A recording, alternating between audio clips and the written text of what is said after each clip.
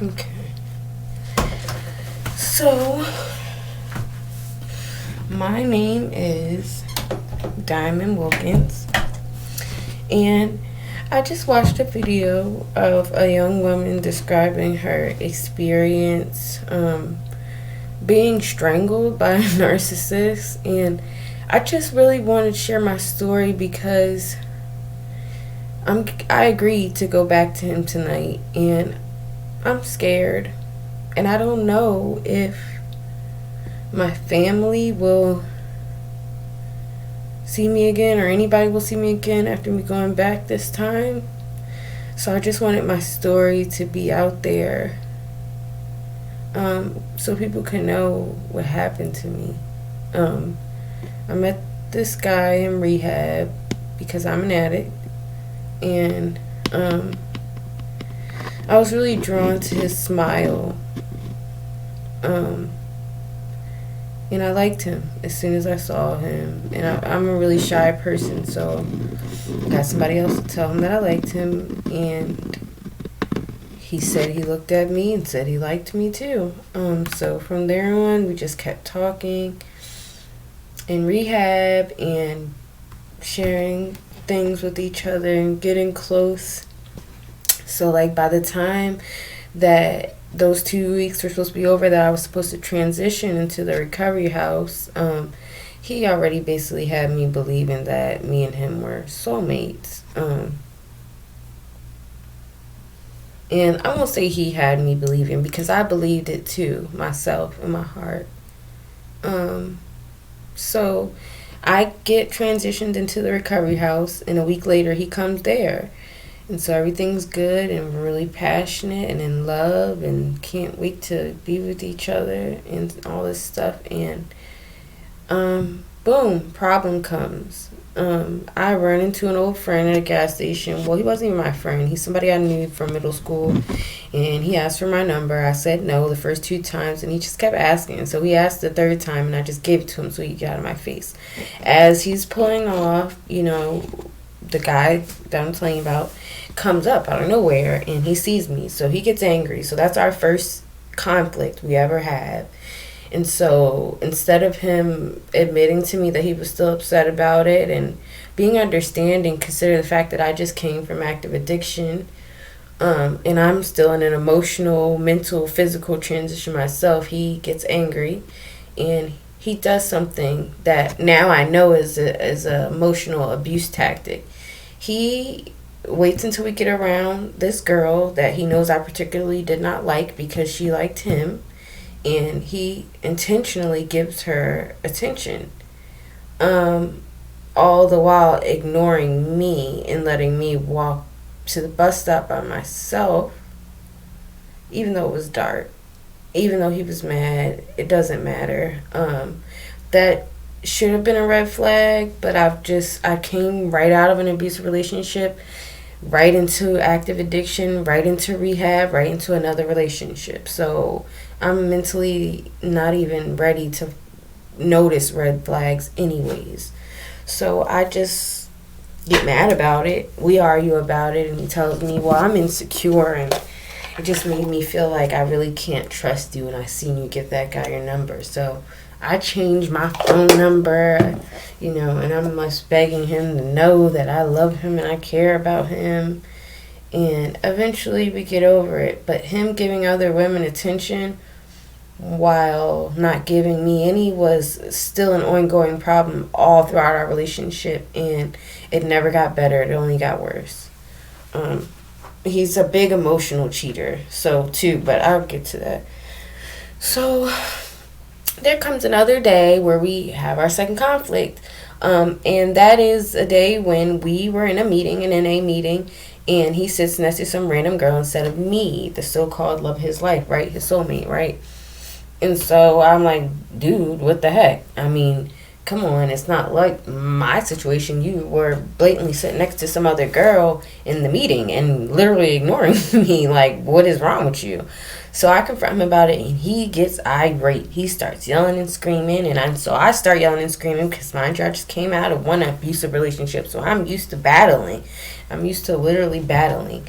So we are in the middle of the street yelling and screaming, and next thing I know, he reaches out and he chokes me. Like, I'm talking about chokes the living shit out of me and lets me go. I didn't know what to think because he was in front of a lot of people. It was random. It caught me off guard. And I just hoped and prayed to God that it would never happen again and that this would not be what I thought, what I had been through before. So time goes on, and we argue again for a third time after that over the same thing, over the guy, the phone number, because somebody texted my phone. They had the wrong number. I let them know they have the wrong number. They send me a picture of them and they're trying to talk to me. So I'm just like, no, thank you. I have a boyfriend. I'm happy. But thank you, though. And so I show him the messages because I'm an open person. I mean, I told him everything I did in my active addiction when we met at first in rehab, which was another thing that really attracted me to him because he made it seem like none of that mattered and he still just wanted to be with me. So that hooked me in too. But I was just confused because I'm like, well, I didn't do anything wrong. He texted me, had a wrong number, and I let him know. But he just didn't care, and he gets irate like he did that first time when he first choked me, and he's acting crazy and like flying off the handle. But we're in front of my recovery house, so my house manager is going to come out eventually. Well, she doesn't happen to come out until he's actually choking me again for the second time. And when she came out,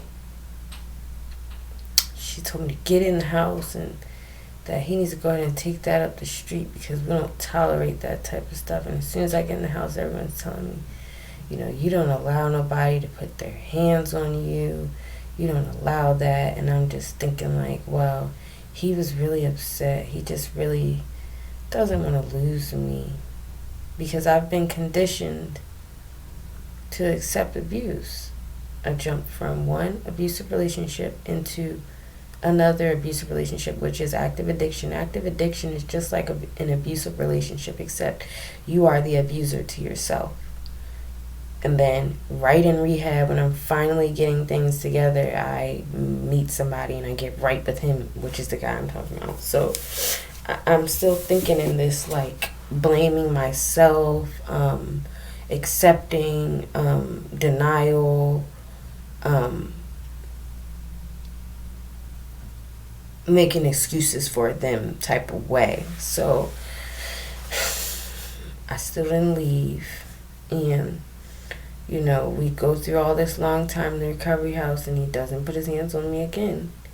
And it wasn't until the first time that when we eventually transitioned out of the recovery house and graduated the program, we moved straight in together at my sister's house. And this is the first time that I actually seen the mental health side of his abuse.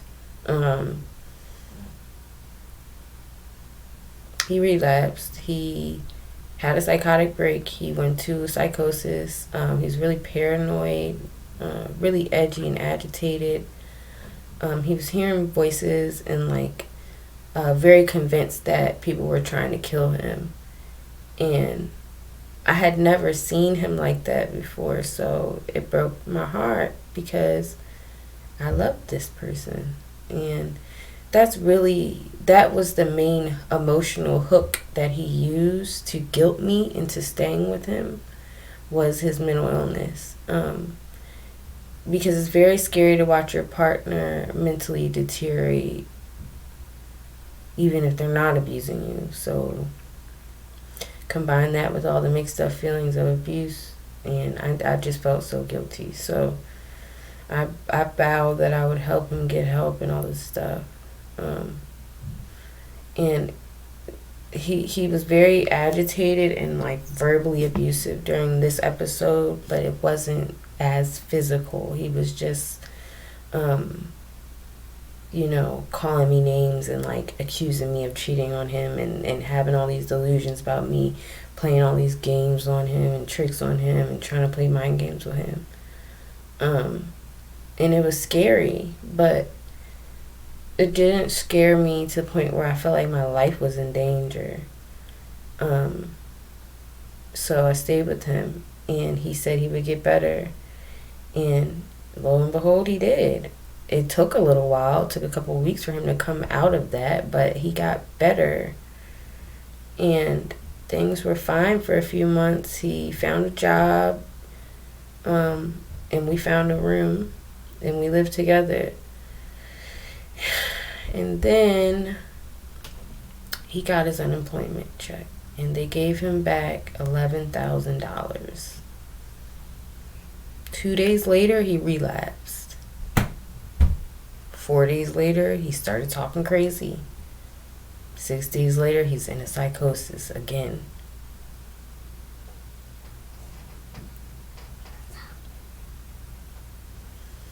Sorry, it's hard for me to talk about it.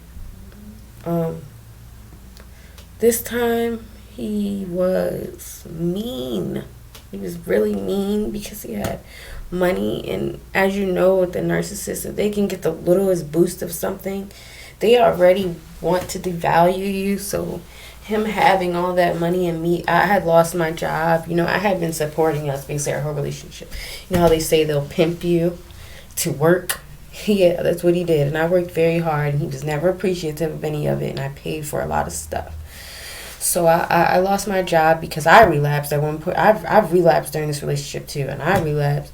I lost my job, and I couldn't, and I had a theft on my record, so I couldn't find a job for a really, really long time. And during this time is when he got the unemployment money and went berserk. I hadn't been unemployed for a while, and I could just tell he couldn't wait to rub it in my face that he had money and I didn't. That was like the air that I got from the whole situation. And that right there is odd in itself, because if you really love somebody, you don't want them to feel bad in any type of way. So I don't even understand that. So it started with him, like, hearing voices and stuff, and then he'd be real paranoid and stuff, and then next thing you know, he's flying off the handle and thinking people stole his wallet, thinking people stole his stuff. And that's when it gets dangerous, because when he is convinced that somebody stole something from him, or somebody has taken something from him, that's when he gets violent. So he started getting violent with everyone else, and something in my heart told me that he has to take this anger out on other people, because he can't, he doesn't want to do it to you, because he really wants to direct this rage and this murderous rage and anger at you. Something in my heart told me that, but I didn't leave. And during this time, we had roommates.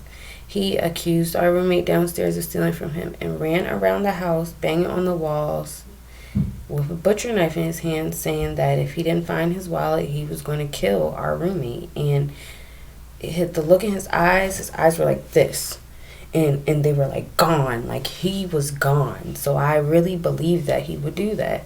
And this is when he started strangling me again.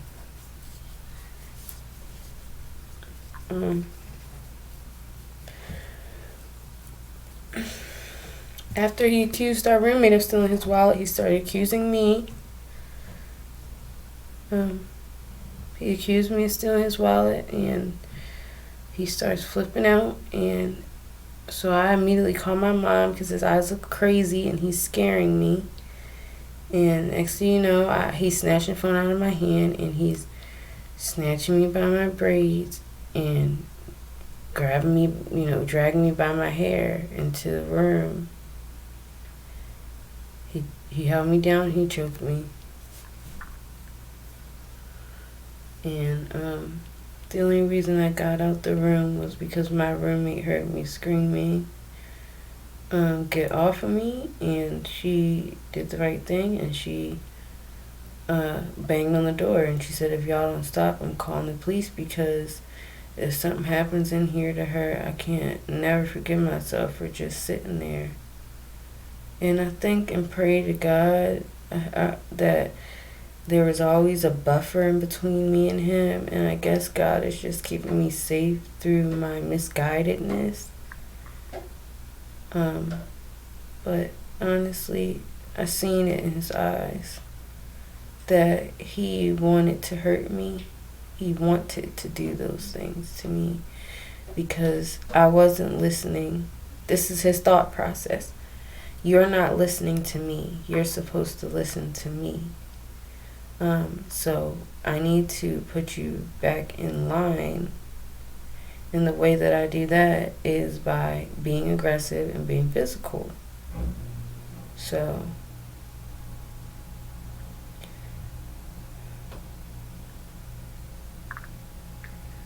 this goes on for months, and he gets clean, and I think it's over. But at this point, a narcissist has to always kick it up a notch. So at this point, the physical abuse isn't just stopping at his mental illness. It's starting up even when he's sober. And I came home one night and I fell asleep, and the cigarette dropped on him. And he got so pissed, and he tried to say that I dropped a cigarette because I was high. And I really wasn't high this night. And I've been brutally honest about myself in this whole video too. So that way that you guys could know that I'm really trying my hardest to tell all the truth from all angles. And I wasn't high that night. And so I was angry. And of course I'm defending myself just like any other person who is somebody saying something wrong about, and we're screaming and yelling, and he gets up off of the bed and says, bitch, you fucking high, and wraps his hands around my neck and tries to choke me. When I pry his fingers off my neck and that doesn't work, he grabs me by my braids and slams my face into the TV, which is how our TV broke and how the whole side of my face got swollen. I also have a scar under my nose from where the corner of the TV actually went. And it was so big that his mom thought I picked the sore off my face, but really she knew her son did that.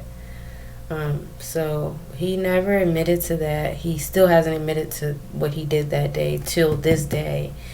And as narcissists usually do. And the only way he'll ever admit it is when he is intoxicated.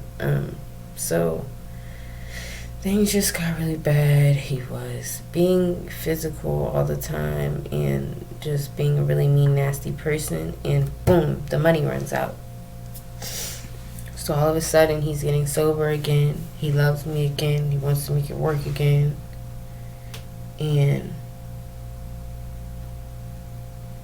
at this point, I'm angry because during that whole time, all he did was hit me, degrade me, and neglect me, which he never admitted to.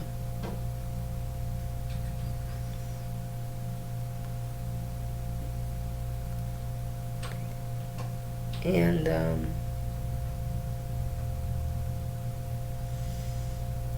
don't know what it is, but I get emotionally involved all over again. Bam. 2-3 weeks after the money runs out and he's finally sober again, we're so-called back to normal. And between that time too, when he was losing his freaking mind, his mom told us to come to her house. This is about a week after he came to his mom's house. That's when the money ran out. And during that week, right before the money ran out, at his mom's house, he got physical with me too and pushed me outside with no pants on, which is not the first time he's ever done that too. Degradation, locking you out the house with no clothes on, without your phone and all your stuff, and calling you names and saying that's what you deserve. But anyways, so he gets clean and everything is fine for a while, and bam, next thing you know, his mother comes clean about the fact that she relapsed. So I'm thinking, oh God, this is gonna be hell for me. And that's exactly what it was. We lived with his mom in that apartment. Then she had to move out of that apartment after like 3 months. Partially due to her addiction, partially due to the fact that she got accepted to a cheaper apartment, which is where me and him are living at now, currently at this moment that I'm speaking. And while we've been here, you know, he's just been angry with his mom and bitter. And he got his taxes back, and bam, 2 days later, he's using.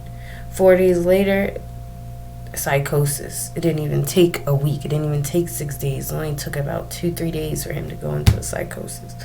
He's paranoid. He's talking crazy. He's up all night long, looking out the window, saying people's gonna rob him and all this stuff.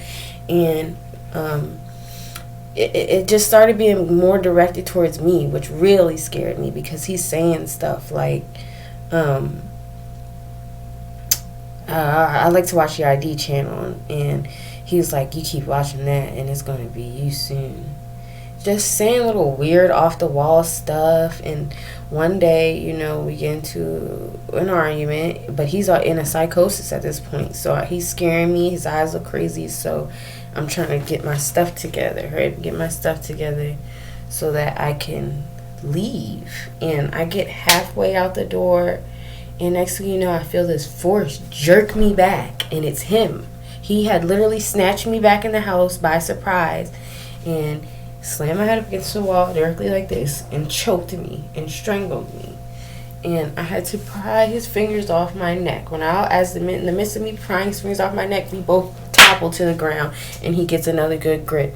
I pry his fingers off my neck one more good time while we're on the ground, and I get a chance to scream help. The neighbor bursts in the apartment and says, what the hell is going on in here? And the minute she bursts in, he jumps off of me and says, get off of me.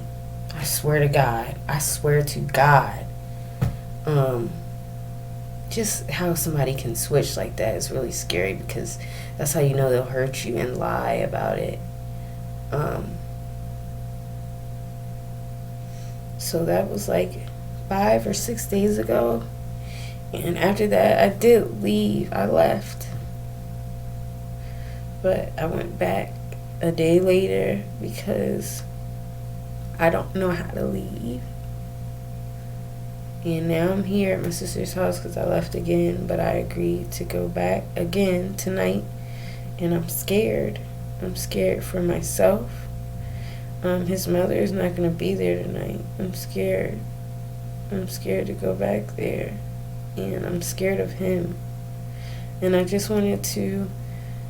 wanted to put this out there because I wanted everyone who maybe have been through a similar experience to know that it doesn't matter if it doesn't look like the classic definition of abuse. If he gets physical, if he calls you out your name, if he emotionally manipulates you, if he withholds things from you, if he tries to control you, that's abuse. That's it. That's all. I don't know what is going to happen to me when I go back tonight, but at least I know that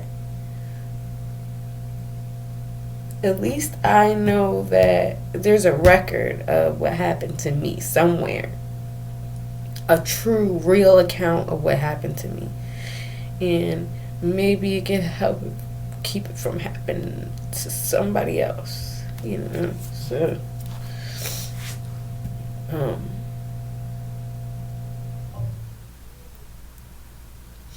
that's all I want to share with you. I want to share with you that when a person strangles you, whether they're a narc or just a regular abusive man or woman, they will do it again, and it will escalate. And you don't know. You don't know. You just don't know. And so the best thing to do is to just turn around and walk away. Make a plan for yourself so that you don't go back, and that you can stay away. And trust your gut and know that you're worth not being abused. You don't deserve to be abused. And you're not wrong for not wanting to be hit or yelled at or live in anxiety and fear of somebody going the fuck off on you for no reason.